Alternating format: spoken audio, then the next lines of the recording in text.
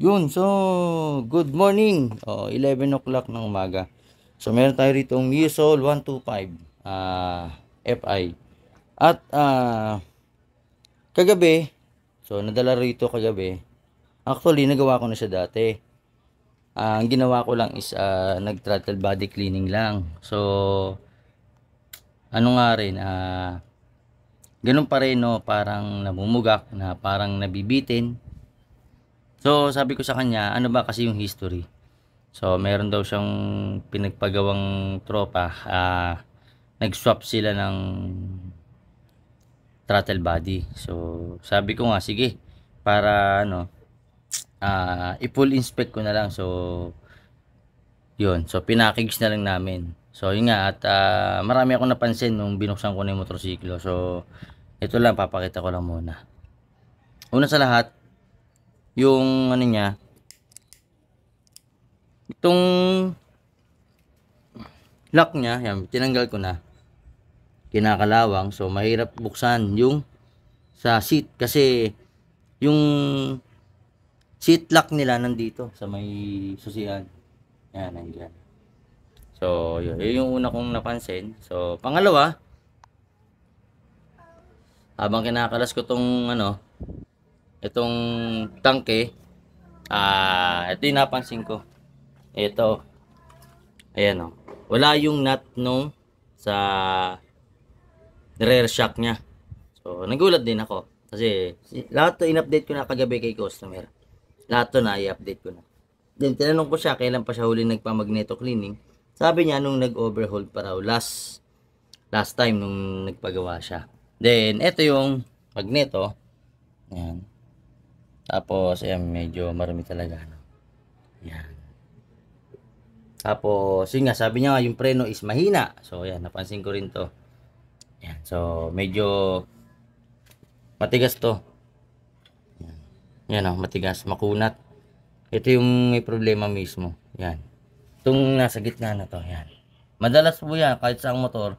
Pag gantong drum brake, ang titinin nyo ito. Ayan, ito mismo. Yung nasa gitna na yan, nakaduktong na itong lever. Yan po yung lilinisin nyo para mag-okay yung preno nyo at hindi So okay pa naman yung hub nya. Ito, tingnan natin yung kanyang mags. Ayan. Buo naman. So hindi naman malalim yung kayod. Goods naman yan. Then syempre, dito sa CVT. Ayan.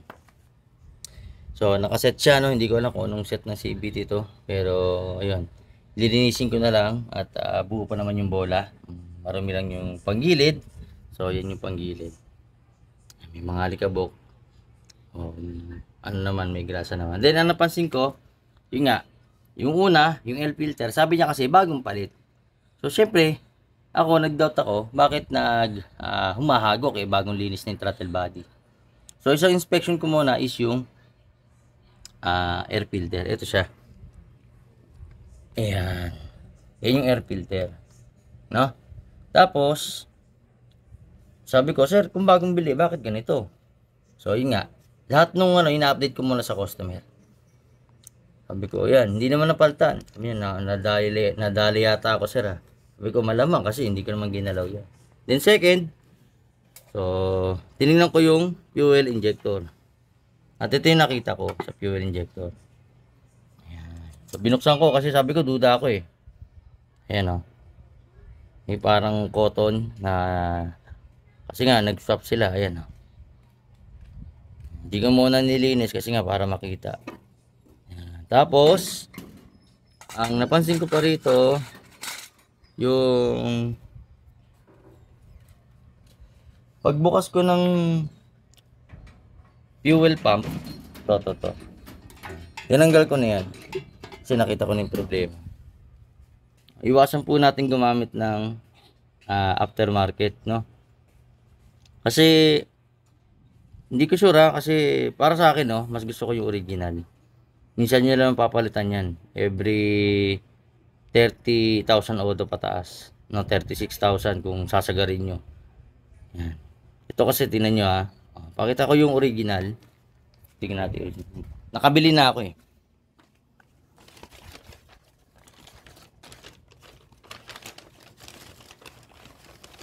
Tingnan natin yung original. So, ayan. Yamaha brand. Genuine. Buksan natin. Hirap na isang kamay.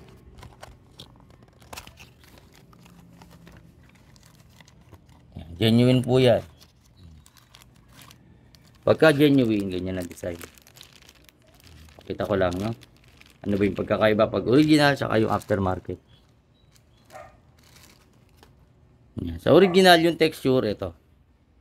Kung nakikita nyo, malambot, saka yung close up natin. Yan. Kung makikita nyo yung texture, yan, malambot, at maganda yung pagkakagawa ng filter, no? Talagang masasala niya yung dumi. No? Talagang filter siya. Kumpara natin dun sa aftermarket. Ito, medyo matigas, parang tela lang, no? Parang tela lang siya. Iba talaga yung quality. Matigas siya at saka parang binalutan lang siya ng ano. Parang tela lang 'to, eh, oh. Matigas eh. Matigas siya. At yun nga. So yan, medyo nahihirapan siguro yung pump kasi tinignan ko yung pump niya. Okay naman yung gas na distribution, malakas naman. So ito lang yung ano, isang hinala ko saka yung fuel injector. So yan, tingnan natin after kung maayos at malinis itong motor nya. At yan, yan po yung linisin ko. Okay, so abangan nyo lang at tingnan natin kung mawawala na yung hagok nito saka yung mga pugak-pugak. Then yung delay, pagka nagka-throttle siya, parang nade-delay. Okay, so abangan nyo at kakabit natin yung mga bagong parts. Alright, yun, so natapos na tayong maglinis at yan, yan, nalinis naman na lahat. So kompleto na, no? Ang gamit ko pala dyan yung aking degreaser na multipurpose. So soon ilalabas ko na yan. Hindi ko lang na ano, medyo busy ako. So yan, malinis. So yan, malinis na, linis. Yan, malinis na. Okay, preno, malinis na rin. Magneto, stator. Yan, malinis na. Dito sa may side. At CVT, syempre. Pakita natin yung kaha. Ayan.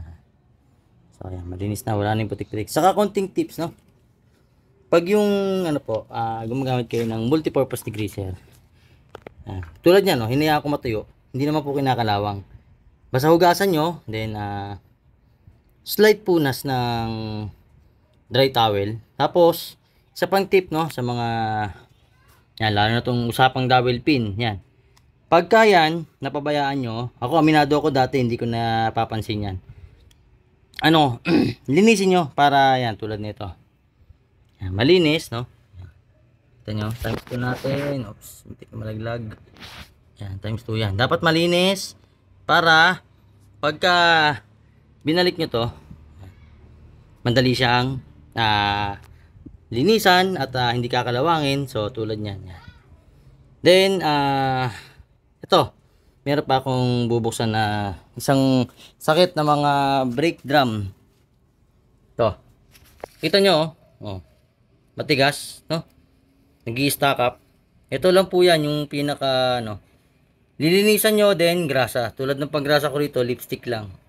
Hindi po yung overload, no? Huwag pong masyadong marami. Saktuhan lang para yung ano, hindi mag-splash sa preno. Hindi kumalat dun sa brake hub. No, ganoon din po pagka naglalagay kayo sa CVT, sa mga torque drive pulley, yung sa may kabitan dun sa may ehe. So, slight ano lang, lipstick lang ilagay nyo. Kasi linisin naman ulit yan after 5,000, 8,000 odo eh. So, yan. Yan o. Ito yung stock up. So, yan. Linisin ko lang to. Tingnan nyo. Lalakas ulit yung preno nito. Okay. Wala pa siya sa brake lining wear limit kasi original yung kanyang brake, ano, brake pad. Tapos, yung brake shoe. Original yung kanyang brake shoe. At, yan nga. makapal pa. Ayan, oh, kita nyo naman makapal pa. Oh, ayan.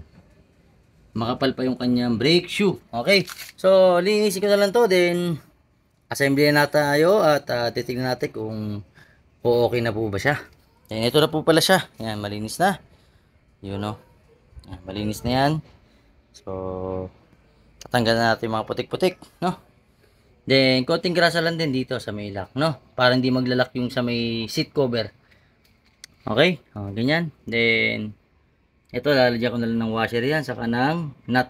No, nalinis ko na rin yan. Alright, so abangan nyo lang. At, kabit ko na muna yung mga pyesa para tingnan natin kung okay na to. Okay. Okay, so yan, the moment of truth, no?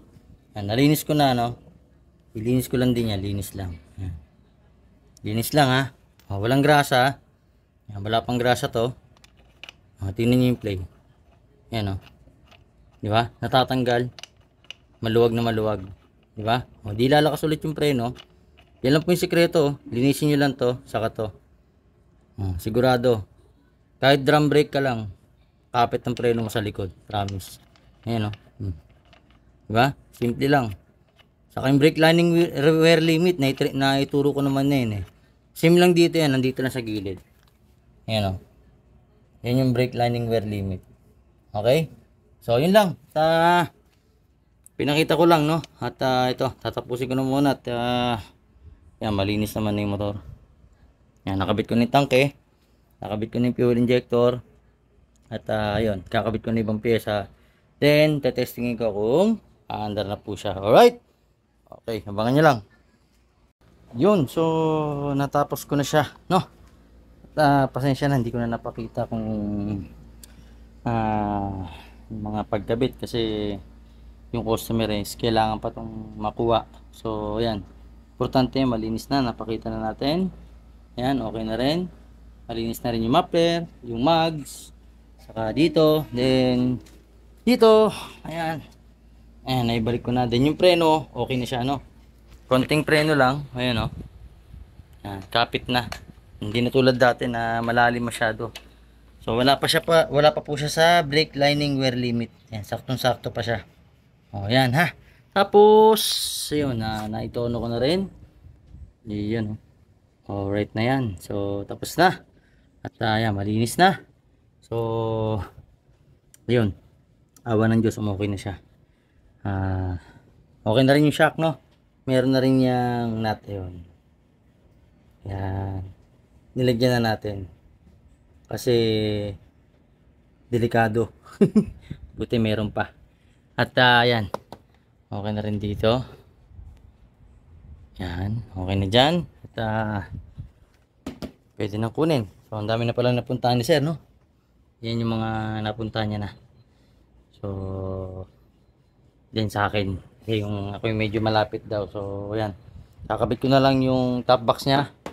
And yan, piniim ko na siya. So sana makuha na ngayon at siya rin mismo makasuko. Alright, so yun lang po, JGA Humble Works sa mga magpapagawa. Automatic, manual, walang problema. Kahit anong motor. Fork, telescopic, repack, brake hub, front disc, caliper, wirings yan, specialty wirings, no? PM lang po kayo, then schedule natin yung mga motorsiklo nyo, no? To God be the glory. Maraming salamat po sa mga nagtitiwala at sa mga magtitiwala pa. So medyo busy lang at pasensya na, no? Kasi marami tayong inaasikaso. Bukod sa nagagawa ng motor, meron tayong mga gustong ipakita, no? Gustong maibahagi sa inyo, no? So abangan nyo lang yung aking yung aking degree, sir, no? Yung ibebenta natin ng mas murang halaga at the same time yung kaya ng budget, no? At syempre yung marami, yung hindi bitin yung quantity. Okay? Syempre andun pa rin yung quality. Alright, so abangan nyo lang, papakita ko yan. O yan, tignan mo mabuti, ha. Start ko, ha. Yan, naka 2.5 turns yan.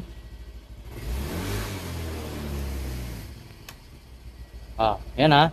Kita mo, ha. Yun, oh.